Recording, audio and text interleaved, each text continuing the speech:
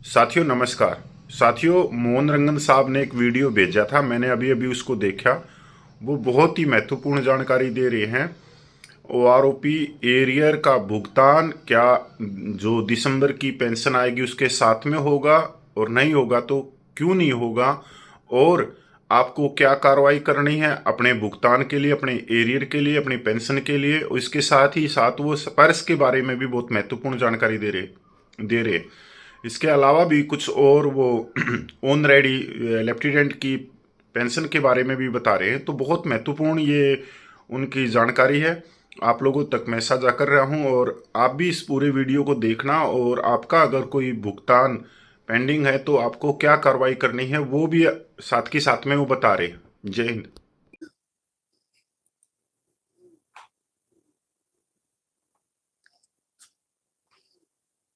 जय हिंद दोस्तों। मैं एयर विक्टरन कॉर्पोरल मोहनरंगन चेन्नई से। दोस्तों, one rank one pension 2014, 19, 23, sorry 24 सब चले गया। जो कुछ छीन के खाना है वो तो खा लिया लोगों ने। आप सबको मालूम है कि कुछ दिन से एक और कहानी निकल रहा है। वो कहानी ये है कि ओआरओपी में हमारे मेजर और लेफ्टिनेंट कर्नल के साथ अन्याय हुआ है, यानी कि टाइम स्केल वाले। तो इसके बारे में एक मीटिंग भी आयोजित किया था। सुना है मैंने, कहां तक ये सच है, कितना मतलब लोगों ने मिर्च मसाला लगाया, इसका कोई आइडिया नहीं है। दोस्तों, ये मैं आप लोगों को एक बात बताना चाहता हूं। हमारे जितने भी भूतपूर्व सैनिक है, जेसीओस, अदर रैंक्स, इनका एक आदत बन गया कि दूसरों की बात सुनते हैं, अपना अकल कभी इस्तेमाल नहीं करते। जहां तक मैंने देखा, क्योंकि ज्यादा से ज्यादा मैं एक 25-30 हजार लोगों को देखा है, और दुनिया की जो है ना, ये यूट्यूब देखने वाले हैं, इनकी रवैया भी देखा मैंने। असली बात क्या है, हमारे एक्चुअल प्रॉब्लम क्या है, इसके बारे में कोई सोचता ही नहीं है। इनको चाहिए आज क्या मिलेगा, रेडीमेड आइटम क्या मिलेगा, ये जड़ तक नहीं जाते। इसीलिए जो है आज ये आप लोगों का प्रॉब्लम है। आप कभी आगे नहीं आ सकते, कभी आगे नहीं आ सकते, क्योंकि आप गहराई तक नहीं जाना चाहते हैं और सच्चाई से डरते हैं, और कुछ नहीं है। दोस्तों, मैंने 2018 में मैंने बताया था स्पर्श के बारे में। मैं एक एक चीज बताना चाहता हूं। स्पर्श के बारे में 2018 में मैंने कहा था कि जब जनरल बिपिन रावत ने ये स्कीम लाने के लिए कोशिश किया था, उसी टाइम मैंने कहा कि यह स्पर्श किसी की भलाई के लिए नहीं, हम सबके लिए जो है एक शाप। कहते ना, स्पर्श इज नॉट ए, स्पर्श इज अ कर्स। हमारे ऊपर जो शाप है, आपको अभी अभी भी आपको मतलब आपके दिमाग में नहीं गया ही है। उस टाइम भी नहीं गया, अभी भी नहीं गया। अगर स्पर्श सिस्टम अच्छा है तो आज मतलब लगातार ये 5 साल से हर जगह स्पर्श का आउटरीच प्रोग्राम क्यों कर रहे हो? स्पर्श के बारे में क्यों इतना प्रोपेगेंडा दे रहे हैं? आप लोगों को मालूम है कि आपका डॉक्यूमेंट किधर है? आपका डॉक्यूमेंट अभी तक पीसीडी इलाहाबाद में क्यों नहीं गया? जहां से आप पेंशन ले रहे थे वहीं पे आपका डॉक्यूमेंट है। आप लोगों में कितने को मालूम है कि स्पर्श में मतलब 70% डॉक्यूमेंट है ही नहीं। जो पेंशन दे रहे हैं बस ऐसे चलता रहेगा। एक दिन ऐसा आएगा कि आपके परिवार भागते रहेंगे पेंशन के लिए। ये दिन भी मतलब आएगा। अभी आप लिख के रख लेना, लिख के रख लेना, ये दिन आएगा। जब तक आदमी जिंदा है वो पेंशन लेता रहेगा, उसके बाद उसके परिवार वाले जो है भटकते रहेंगे पेंशन के लिए, क्योंकि डॉक्यूमेंट है ही नहीं स्पर्श पे। इसलिए कहते हैं कि verify your document, upload your document. अब रिकॉर्ड वाला कहता है कि 25 साल से ऊपर हम डॉक्यूमेंट नहीं रखते हैं, हम उसको जला देते हैं। अगर 25 साल से ऊपर अगर वो डॉक्यूमेंट नहीं रखते हैं, जो बंदा 1975 में 1980 में जो रिटायर हुआ है वो मतलब अभी कहां जाएगा, कहां जाएगा वो? उसके परिवार वालों को क्या पता कि उनकी शादी की तारीख क्या है, और उनके हस्बैंड कुछ कुछ ABCD नहीं मालूम है किसी को, और मदद करने वाला कोई नहीं है। स्पर्श में आप जाओ तो बोलेगे कि रिकॉर्ड में जाके आप लेके आओ, रिकॉर्ड में जाओ वो बोलेगा सैनिक बोर्ड में जाओ। यानी कि एक फुटबॉल करके है ना, इधर से उधर से इधर मारते रहते हैं।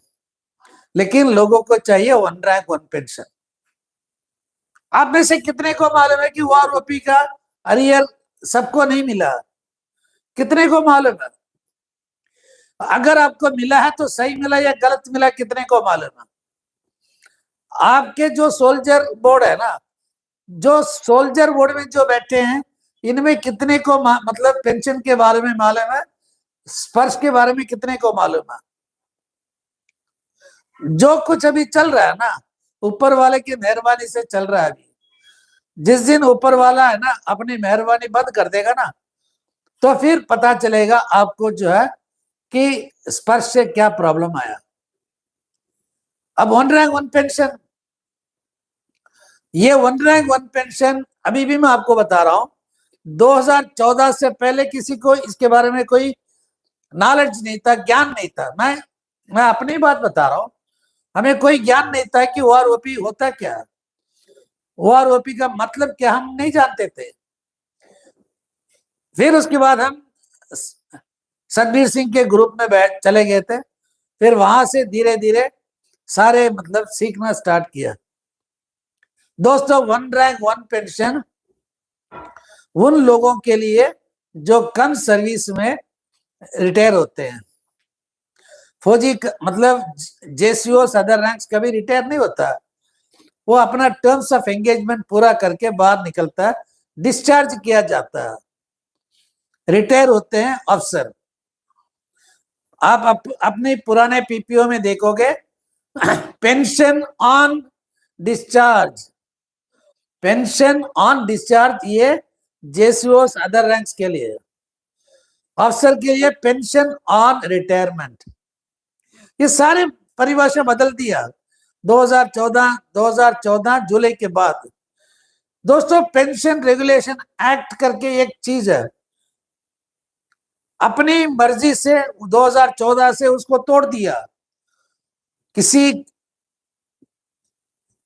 अफसर ने इसके बारे में ध्यान नहीं दिया, क्योंकि उसको उनको क्या फर्क पड़ता है। पेंशन रेगुलेशन एक्ट में ज्यादातर नुकसान किसको हुआ? जवानों को हुआ। सबसे पहली बात, जवानों को नुकसान हुआ, मतलब पे अलग, पे कमीशन अलग, OROP अलग। किसने बनाया ये सब? इसके बारे में कोई बात ही नहीं करते, और जो मेरे जैसे बात करते हैं उनको पागल घोषित कर लेते हैं कुछ लोग। चलो कोई बात नहीं, मैं पागल हूं, इसलिए मैं बार बार यही चिल्ला रहा हूं, ये OROP जो कुछ भी दिया है वो वन रैंक वन पेंशन नहीं है, ये है one time increment in pension, जो कांग्रेस गवर्नमेंट ने दिया था वैसे इन लोगों ने भी दिया। मैं ओपनली कहता हूं, हमारे साथ जो धोखा हुआ, हमारे साथ धोखा हुआ।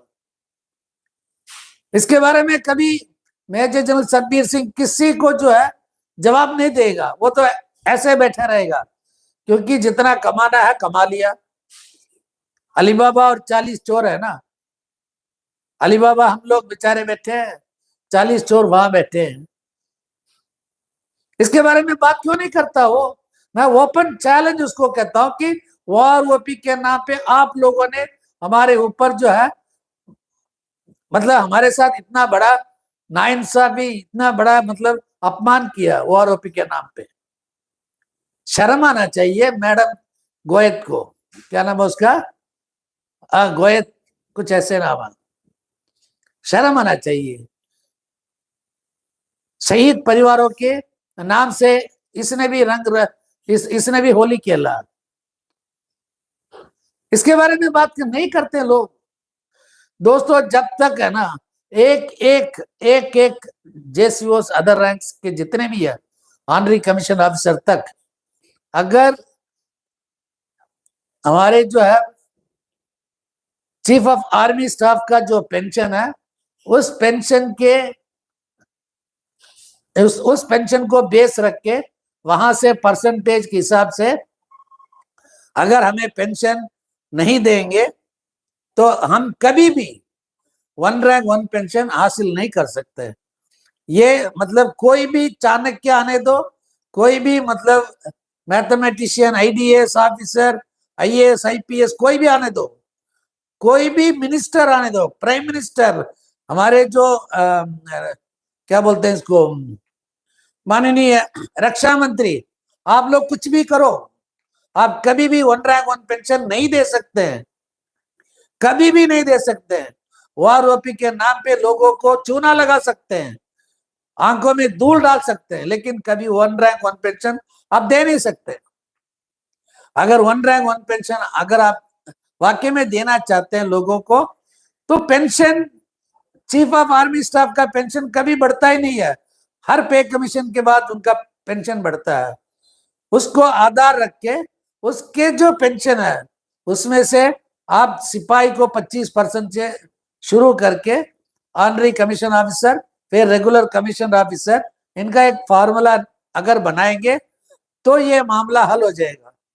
नहीं तो आप जो मर्जी करो, जो मर्जी करो, आप कभी 1 रैंक 1 पेंशन दे नहीं सकते। आप जितना भी आप आंदोलन करो, कुछ भी करो, कोई 3 जजेस का कमिटी, 5 जज का कमिटी, कोई भी बैठेगा वो भी नहीं दे सकता, वो भी नहीं दे सकता, क्योंकि हर साल जो है हर चीज बदलता है, हर चीज बदलता है। आप क्या कर लोगे? मेरे जैसे जो 10 साल मैं कॉर्पोरल रैंक में रहा और मुझे कम मिल रहा, एक सिपाही है जिसका 17 साल सर्विस है वो हवलदार का ले रहा, ये कहाँ का इंसाफी है? मैं ये नहीं कह रहा कि मतलब मेरे से सिपाही ज्यादा ले रहा, लेकिन ये 1 रैंक 1 पेंशन की मतलब रेडियस में नहीं आता ना। कुछ लोग कहते हैं कि मेजर जनरल, लेफ्टिनेंट जनरल को एमएसपी नहीं मिलता, सॉरी एमएसपी नहीं मिलता। दो आप लोग जो है सर्कुलर 568 में अगर आप देखोगे तो मेजर जनरल, लेफ्टिनेंट जनरल को पेंशन पर्पस के लिए वो लेके आ गया। आप उसमें मतलब ध्यान से देखो, अफसर कभी ये नहीं बोलेगा कि हाँ हमें मिल रहा है। चूना लगाने वाले अफसर है।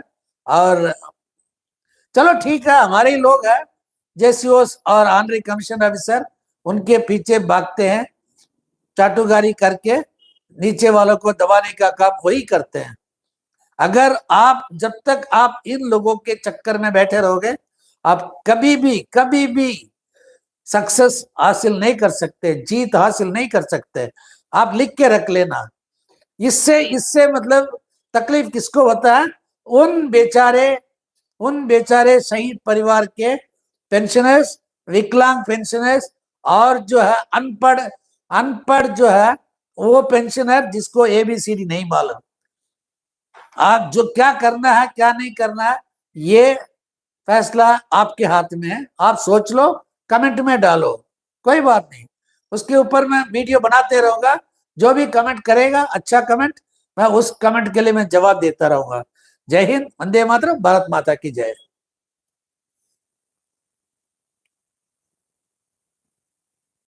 साथियों, आप लोगों ने देखा कितनी महत्वपूर्ण जानकारी ये है। और ये मोहन रंगन साहब जो जानकारी देते हैं वो बहुत ही गहराई से देते हैं, क्योंकि इतने सालों से ये पूर्व सैनिकों के हितों के लिए काम कर रहे हैं। कम से कम आज इनको 27-28 साल हो गए, तो नॉर्मल तरीके से हर एक चीज़ को रखते हैं। और मैं तो इतना ही कहूँगा कि ज़्यादा से ज़्यादा इन चीज़ों को आप देखोगे या उनकी जो बताई हुई जानकारी है उसको उसके ऊपर अमल करोगे तो आपको किसी वकील के पास जाने की जरूरत नहीं है कि वकील को आप 70-80 हज़ार रुपया दो अपने एरियर को उठाने के लिए, अपनी पे पेंशन की विसंगति दूर करवाने के लिए। या जो कोट टाई वाले यूट्यूबर हैं उनको देखते हुए आप गुमराह हो जाते, क्योंकि उनका एक बिजनेस है। वकीलों के साथ में भी वो परसेंटेज पे काम करते हैं। व्हाट्सएप ग्रुप उन्होंने बना रखे हैं कि वकील को 60,000 रुपया दे दिया और उसमें से 20-25 हज़ार खुद रख लिया। तो उन चीज़ों से बचो आप। तो मोहन रंगन साहब बिल्कुल साफ करते हैं कि मैं हर व्यक्ति तक इतनी जानकारी पहुंचा दूंगा कि वो कागज और कलम लेके अपनी पे पेंशन की विसंगति को दूर करवा सकता है। उसके अलावा अपने आस पड़ोस के पूर्व सैनिक हैं या सैनिक विधवा माता बहनें हैं, उनके लिए भी वो चिट्ठी लिख सकते हैं। जय हिंद, वंदे मातरम।